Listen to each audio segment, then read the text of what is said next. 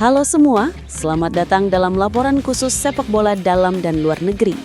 Piala AFF, sebuah turnamen yang kerap dianggap sebagai piala dunianya Asia Tenggara, kembali menyita perhatian publik jauh sebelum kompetisi tersebut resmi bergulir.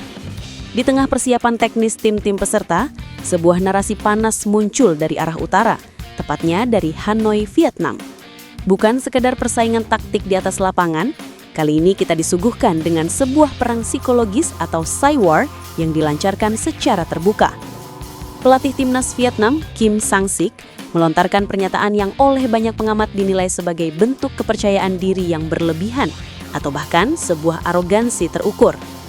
Ia menantang Indonesia untuk menurunkan kekuatan penuh tanpa sisa, termasuk para pemain diaspora yang merumput di Eropa. Di sisi lain, Vietnam mengklaim cukup dengan menurunkan skuad U23 mereka untuk meladeni kekuatan Garuda Eropa. Bagaimana kita membaca situasi ini?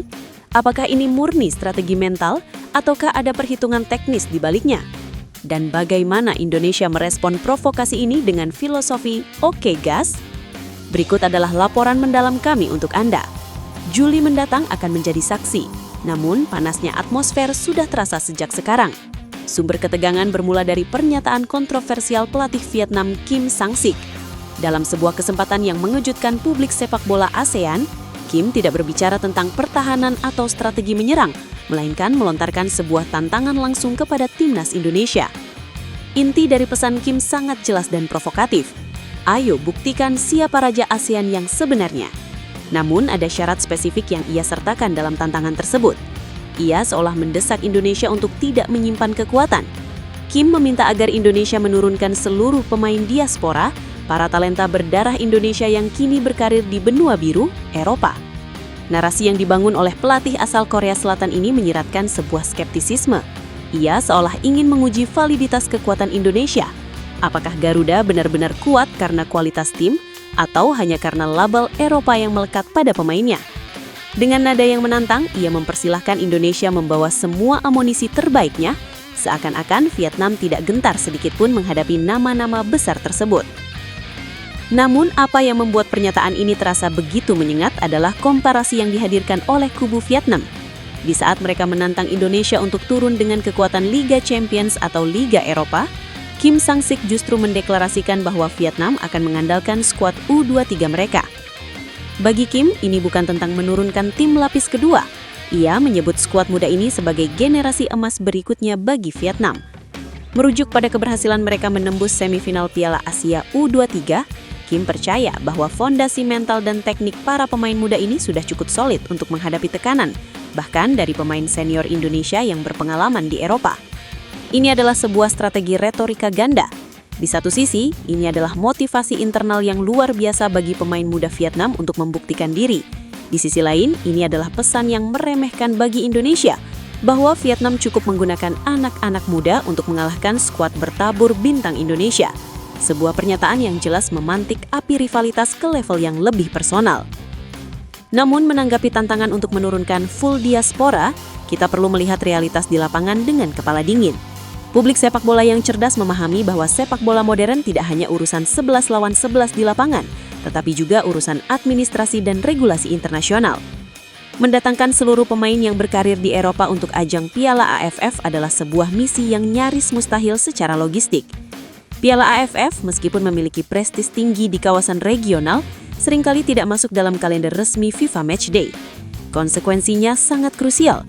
Klub-klub Eropa tidak memiliki kewajiban hukum untuk melepas pemainnya. Bayangkan situasi pelik ini, jadwal kompetisi liga di Eropa yang padat, kebutuhan klub akan pemain inti, hingga risiko cedera menjadi alasan kuat untuk klub menahan pemainnya. Tantangan Kim Sang-sik dengan demikian bisa dilihat sebagai sebuah jebakan. Ia menantang sesuatu yang ia tahu sulit direalisasikan sepenuhnya oleh Indonesia. Jadi, jika Indonesia gagal membawa skuad penuh, narasi bahwa Indonesia takut atau Indonesia tidak serius bisa dengan mudah dibangun. Meski demikian, bukan berarti Indonesia akan tampil tanpa taring. Walaupun sulit mengumpulkan seluruh diaspora, beberapa nama kunci diprediksi tetap memiliki peluang besar untuk mengenakan seragam merah putih di Piala AFF nanti. Mari kita bedah potensi amunisi yang tersedia. Pertama, ada nama Eliano Reinders. Bermain di kompetisi domestik yang mungkin memiliki jeda atau fleksibilitas, Eliano berpotensi besar bergabung. Kehadirannya menawarkan opsi serangan yang dinamis. Kemudian sosok jenderal lapangan tengah Tom Haye, pemain dengan visi bermain Eropa yang kental ini dikenal mampu mengatur ritme pertandingan dengan sangat tenang. Pengalamannya akan sangat vital untuk meredam agresivitas pemain-pemain muda Vietnam. Di lini serang, kita memiliki Rafael Struijk. Striker muda bertipe modern ini menawarkan kecepatan, kelincahan, dan keberanian duel fisik yang jarang dimiliki striker lokal. Karakteristiknya yang agresif akan menjadi ancaman nyata bagi pertahanan Vietnam. Dan tentu saja Jordi Amat. Sebagai figur senior dengan segudang pengalaman di level tertinggi Eropa, ketenangan dan kepemimpinannya di lini belakang adalah aset tak ternilai. Ia adalah benteng yang dibutuhkan untuk menjaga mentalitas tim tetap stabil di tengah provokasi lawan. Kombinasi nama-nama ini meski mungkin tidak full tim sesuai tantangan Kim, sudah lebih dari cukup untuk membuat lawan berpikir dua kali. Lantas bagaimana Indonesia menjawab tantangan terbuka ini? Apakah dengan emosi ataukah dengan balasan kata-kata yang sama pedasnya? Ternyata tidak. Respon dari kubu Indonesia yang dalam narasi ini diwakili oleh sang pelatih disebut sebagai John Herdman dalam konteks video sumber justru sangat kontras. Tidak ada konferensi pers panjang lebar untuk membantah atau menyerang balik. Responnya terangkum dalam dua kata sederhana namun bertenaga. Oke, gas. Frasa ini mungkin terdengar santai, bahkan seperti bahasa pergaulan sehari-hari. Namun dalam konteks persaingan tingkat tinggi, ini adalah manifestasi dari kesiapan mental yang paripurna. Oke gas berarti Indonesia tidak peduli dengan siapa lawan yang dihadapi, apakah itu skuad senior atau U23 Vietnam. Ini juga berarti Indonesia tidak mau pusing dengan drama di luar lapangan. Sang pelatih memahami betul kondisi timnya, mana yang bisa dipanggil, mana yang tidak. Fokusnya bukan pada validasi dari pihak lawan, melainkan pada kesiapan internal tim.